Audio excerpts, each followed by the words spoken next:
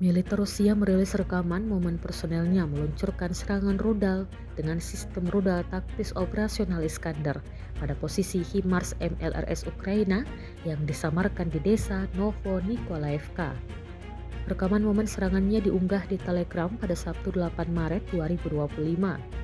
Akibat serangan itu, sebuah kendaraan pengangkut dan pemuat HIMARS MLRS berisi amunisi dan hingga 10 prajurit angkatan bersenjata Ukraina diklaim hancur.